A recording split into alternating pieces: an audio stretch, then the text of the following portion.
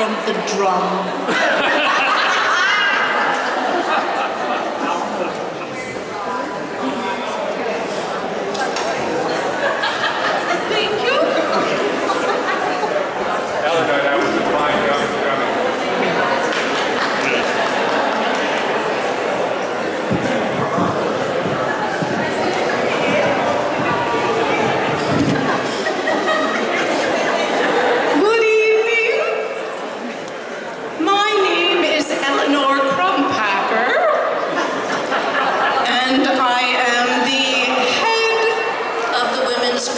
Temperance Union in this lovely county.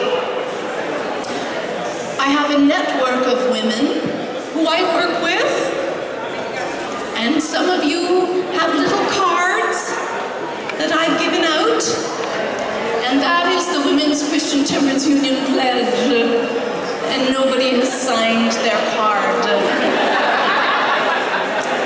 So I'm quite chagrined because I count on the women of this county to help identify the pestilence that is Satan's den. The drinkers. Now, fortunately, I have a nervous condition and I must take patent medicine for it, so I may deke over there now and then. But I want you to know that we're going to sing a lot of temperance songs tonight. And I think to kick us off, we're going to need Sylvia, who's been a long-time member of the WCTU. Where is she? Our lovely, where's the Honorable Sylvia? There you are, my darling. Come along, and let me give you your new card. Now, it's very nice. Thank you for wearing this sign. So it's important that our spy network of women lets the constables know where the rat holes are. Isn't it true? Perhaps you'd like to say a word or two about how important it is not to imbibe.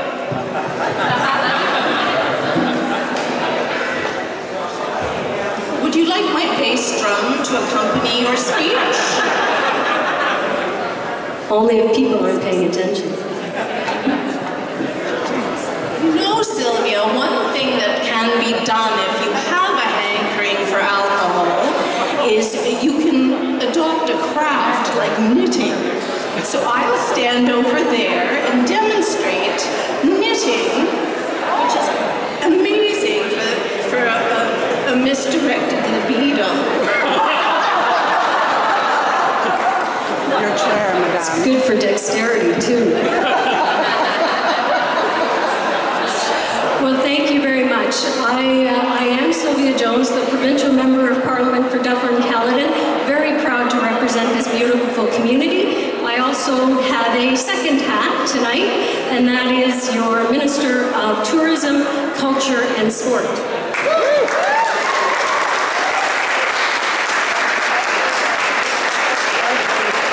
So as I was coming up here tonight, I was thinking how well matched tourism, culture, and sport is to our community and to the newly renamed museum. You know, if you think of tourism, we attract visitors through the museum. We have people who are actively engaged in looking at their ancestry and finding out the history of this community as they moved into it. Culture, of course, pretty easy fix. And if Sarah Robinson wants to do a little bit of step dancing training with us tonight, we've got all three covered. So, it's a pretty exciting redevelopment. You know, after over 6 months, to have this beautiful treasure of a museum revitalized after 20 plus years is exciting for Dufferin County, and I think speaks to the commitment that the museum staff and the many, many volunteers that are actively involved and engaged in this museum make a difference in our community. Have a wonderful night, everyone.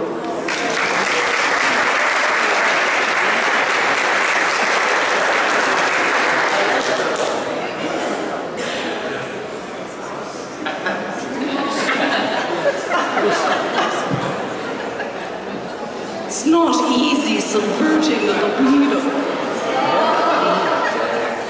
Now then, somewhere in here, there we are. Now I'd like to introduce Chuck Thibodeau, whose darling wife is a founding member of the WCTU in this area, which assures us that he has never let alcohol touch his lips. He's the darling of Central Counties. Please welcome Chuck.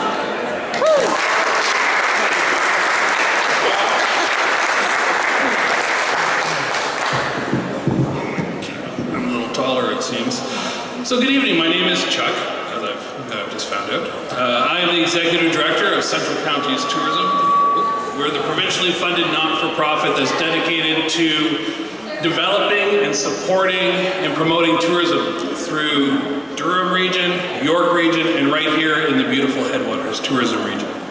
Tonight we're celebrating the launch of the Temperance and Temptation experiences. So over the last year we have researched the history of alcohol production, consumption, and prohibition across the region. The stories were plentiful. Once the stories were curated into compelling narratives, we reached out to our stakeholders and asked who was willing to help bring these experiences to life. The Temperance and Temptation Tours are true partnerships between Central Counties and the businesses that have come on board to animate them. From the beginning, we've had one goal in mind: to drive new visitors to the region to spend their time and their money with us. The first thing we said to our partners is that we're not looking for a deal. The only way this program is going to work is if everyone's making money. And for the most part, most people who are going to take these tours are not looking for a discount, they're looking for an experience. So instead, each of the 20 businesses created a secret something exclusively for tour partners, participants, and unlocked when they provide a password. The businesses are getting right into the spirit of the theme. In fact, right here at the Museum of Dufferin, they love the idea so much that they partnered with Central Counties to develop a brand new exhibition on temperance and temptation, which is being unveiled for the first time tonight. You're the first people to get to see it, which is phenomenal. In addition to the 20 tour partners, we are featuring 30 detours, which are businesses that have a tie to themes of good food, good booze, and/or a great historic location. We also encourage visitors to spend their time in the great historic downtowns we've taken them to. There's so much to see and do on each one of these tours that we're creating a tagline that says, take 3 days to do this 4-hour tour. Another first for Central Counties is that we are offering a guided tour for each of the 3 routes. Guests of guided tours will be entertained by characters like our great MC, Eleanor Crumb-Packer,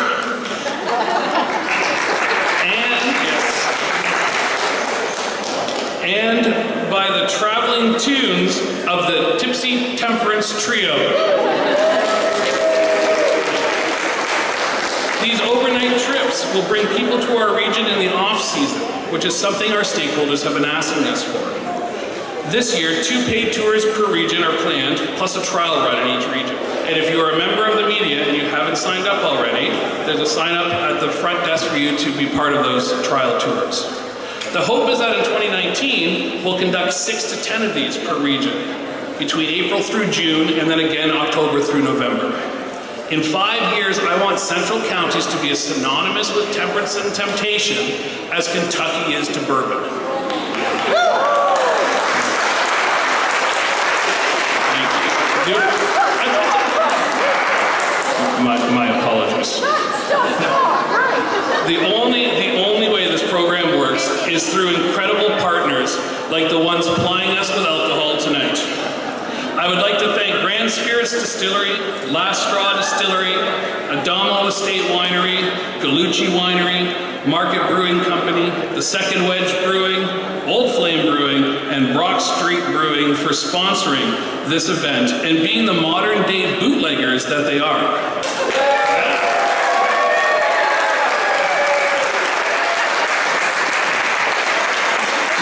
Because honestly, without them, this would just be the temperance tour. Absolutely nothing. I'd also like to thank the Central Counties Board of Directors for constantly pushing the envelope and driving the importance of tourism home with our businesses and stakeholders. Can those board members in the room just raise your hand? And we've got Nancy's our chair. I'm not going to go through all of them, but we have lots of our board participating tonight. Let's give them a round of applause. They work tirelessly and really set the direction for the staff. Finally, I'd like to thank the Honourable Sophia Jones, our new Minister of Tourism, Culture and Sport, for joining us tonight. The continued support of the ministry has made projects like these possible and are helping drive local economies across the province.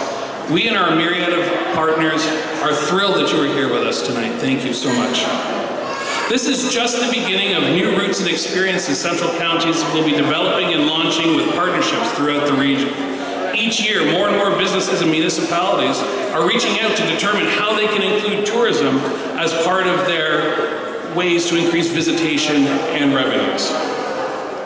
And we are certainly here to help them do that. Tourism matters to our municipalities and our businesses, and we're pleased to be able to assist.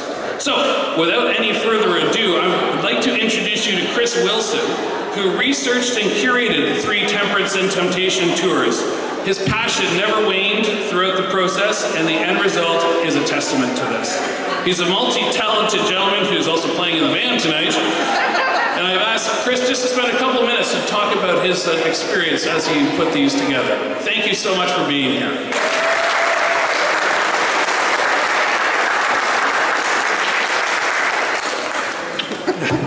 Everyone, I just wanted to, I think we should all give Chuck a round of applause because he bought that suit for the occasion. So, yeah.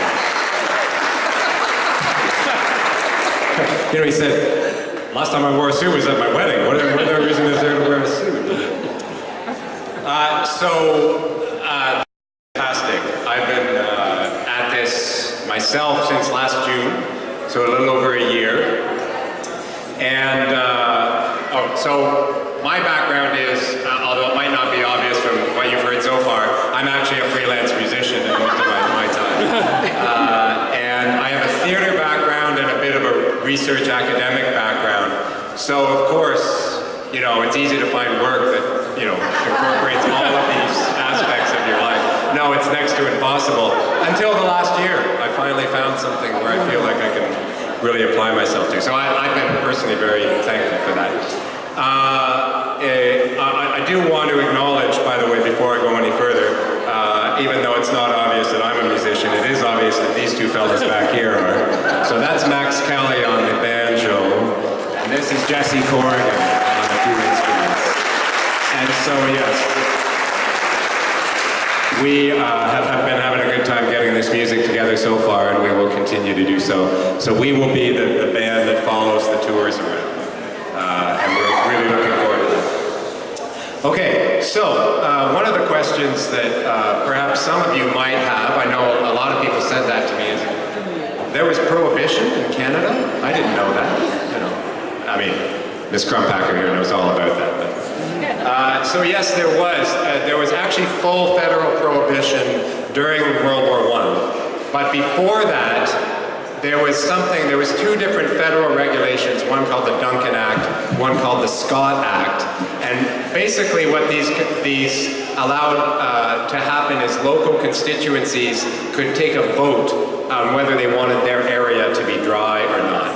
So what was happening in many cases is perhaps somewhat similar to what we're seeing south of the border, where the people with an axe to grind, even though they're a minority, they get a disproportionate amount of say. So basically the temperance people organized And even though in most cases they were likely a minority, the people who just kind of wanted to be left alone to drink, well, they didn't get up and say, yes, I want to be left alone to drink. You know, like that was just not really a cause. So it tended to happen that local option votes would carry with a minority of the local inhabitants wanting it. And then, of course, what would happen is it would set up a series of, well, basically lies and deceits as people tried to work their way around it. So Chuck said briefly, just maybe illustrate in one sort of story how this all worked. So there was a place called the Cottage Hotel in Greenbank, Ontario. And after so Greenbank was sort of temperance central for most of the frontier of Ontario, north of Toronto. And the thing that most chagrined these people, though, is that they couldn't finally close the Cottage Hotel in their own sort of town. So it kept going through thick and thin, but what would happen is the temperance people, like Eleanor and her network of spies, would come in, and yes, they're subtly placed all around, so watch yourself. They would stroll into the tavern, take note of who was drinking there, and then go tell the local magistrates, well, I saw, blah, blah, drinking down in the tavern. The magistrate, the constable would then write you up and you'd have to appear. So in this case, they'd go down to Port Perry and they would appear before the courts, and all these witnesses would be called, and they would say, were you in the tavern that night? Well, yes, I was in the tavern. Well, did you have a drink? Well, the thing is, Your Honor, I've never been able to tell the difference between spirituous liquors and water. It's been a thing of mine, or something like that. Well, there might have been alcohol consumed, but I don't know who bought it, and I don't really know where it came from. And this would just sort of go on, witness after witness, and then the local magistrates would just say, all right, this is ridiculous, and they would dismiss it out of hand. The local people from the paper would come down and write all about this. It would all be written up in the paper. So this was basically a form of amusement and entertainment for everybody involved, except for the temperance people who couldn't get the darn Cottage Hotel closed. Finally they did, actually. They managed to close down the Cottage Hotel, and one of the main reasons that they did that is that they basically bought the building, tore it down, and put up a temperance hall there. So eventually they managed to win the day and get there. So that's quite a story. But basically, the overarching sort of story here is that it's about people living with these kind of duplicitous lives where they would to appear to a certain group of people one way and appear to another group of people another way, and that's in a strange way, that's sort of the legacy of the temperance and drinking struggles in the frontier of Ontario. Anyway, I hope you do take these tours. You will. I can pretty much guarantee you will learn a lot, because I knew almost nothing about what I finally put down in these tours. So I really encourage you to do them. You learn a lot about the place that you live in, and you learn a lot about human nature too, I would say. So anyway, I'd encourage you to take the tours. Now, I want to introduce the person who is, most responsible for the substance and the content of what you're seeing tonight, this amazing exhibit. So ladies and gentlemen, this is Sarah Robinson. She is the curator of this fine museum, and Sarah, congratulations.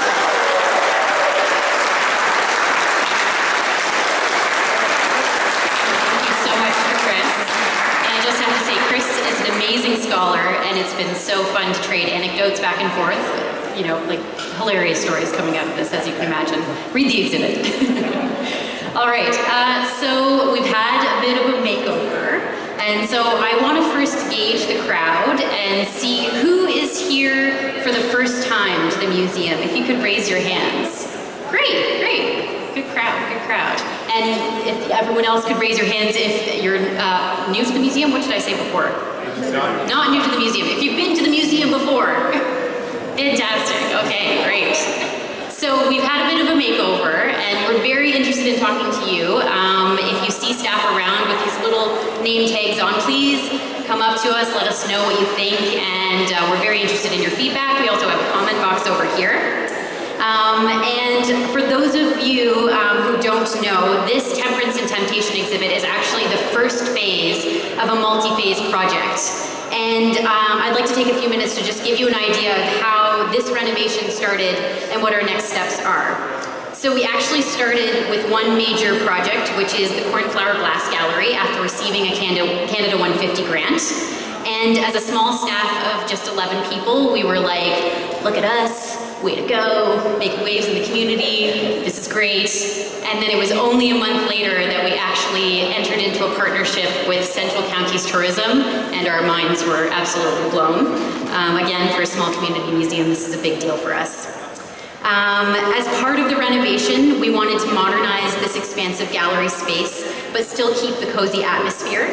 The historic buildings are our greatest treasures, and we wanted there to be more focus on them, as well as the art, archival documents, and the artifacts. And we want our guests to feel like they're literally being transported back in time when they pass through the thresholds of each building. The collection in this museum is truly amazing, so please be sure to read the labels and get lost in the stories of Dufferin County. This renovation is the biggest change that has happened to this site in about 25 years.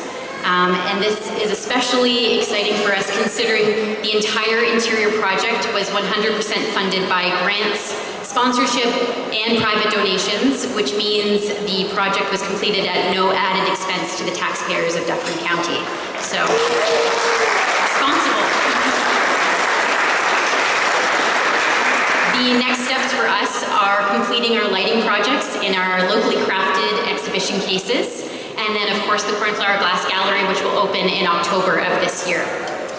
Now back to the fun stuff, which is the Temperance and Temptation exhibit. I just want you to imagine what that conversation looked like for me when Chuck walks into my office and goes, I want you to create an exhibit about temperance and prohibition. That's a dream, right? So for a museum nerd like me, I was very, very excited for this. And the CCT really understands the importance of engaging an audience, and they understand the importance of culture and heritage, as well as education. And we are very honored that we get to be the first stop on the Headwaters Temperance and Temptation Tour. And so we get to set the scene for guests before they go off to explore the wonderful sights and sounds and tastes of our region. As you can imagine, the research phase for this project was hilarious and also shocking at times. And our archive staff here at the MoD unearthed some of the most entertaining anecdotes from local newspapers and archival documents. We found stories of liquor inspectors' homes being blown up with dynamite. And we found stories of bootleggers producing hundreds and hundreds of gallons of moonshine. And from the beginning, historical accuracy was really important to this process. And so for the building of Hotel Alexandra, we essentially relied on mainly one photograph, one archival photograph from our collection for the interior of the tavern, which is set around 1904. And the centerpiece for the entire exhibit is the actual original bar from Hotel Alexandra as well. So that's a very important piece to our collection. We had an all-star team for the creation of this exhibit.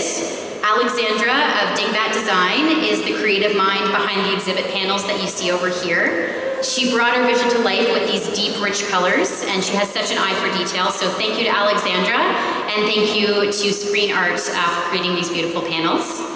We also brought on HFK Design, who created the Bootleggers Hideout over here. We sat down with Kevin, who was the designer, and we shared these stories of Bob Cook, the notorious bootlegger from Mud Lake, East Garifraxa, and his mind just went wild, and he imagined up this perfect little hideout in the forest for us. So that was fantastic that all of our dreams came to realization with this. And we also had many local tradespeople involved in the building of this exhibit. So thank you to Industrial Care Services and Clint Black Construction. And of course, thank you to our fantastic team here at the museum. It literally was a team effort from beginning to start, or beginning to end, beginning to start, beginning to end. I'm tired. Yeah, it's just the beginning. We are the museum staff that hustles, and we sweep, and we put together exhibits, and all of our job titles mean nothing at the end because we're all in this as a team together, and that's really special for us. So thank you to Laura and Vanessa and Pam and Julie and Caroline, Bonnie and Trevor, and to our interns and summer students, Laura Cody, Eveline, Amanda, and Abby. And a big thank you to Nancy, who is the coordinator with CCT, and to my teammate and partner in crime, Caitlin, who's our curatorial assistant. She is 8 months pregnant, and I made her do all of this. And she's amazing. Also, ironically, I made her sew "We Want Beer" on a quilt over there, and that was fantastic to watch her go through that. It was amazing. And of course, thank you to our fearless leader and director of the museum, Daryl, for letting us do this.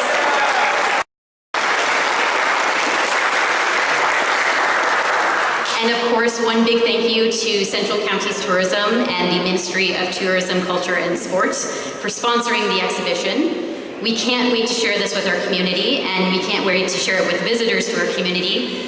This museum really is for everyone, and so please come back with your family, your friends, your pets, anyone else. Please, everyone's welcome, and we really hope that you come back to see as the museum continues to change and continues to grow and continues to evolve. And also, I just want to end by saying, please enjoy yourselves responsibly tonight, because I'm sure you certainly don't want to end up as one of the stories in an exhibit panel 100 years from now. They're all true stories, so. Thank you once again, have a great time, and this is your museum.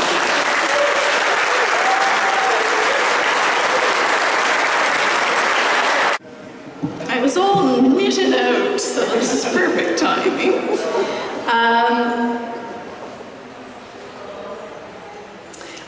I'd like to thank my group of dedicated women who joined me in the march.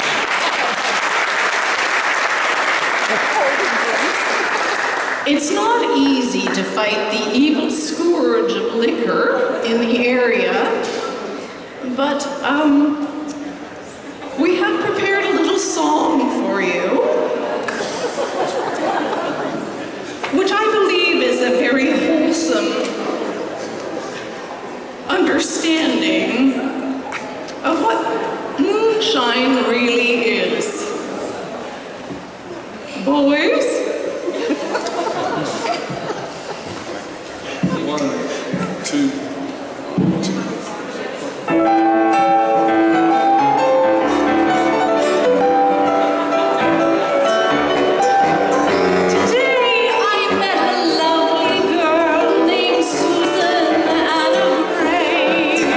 She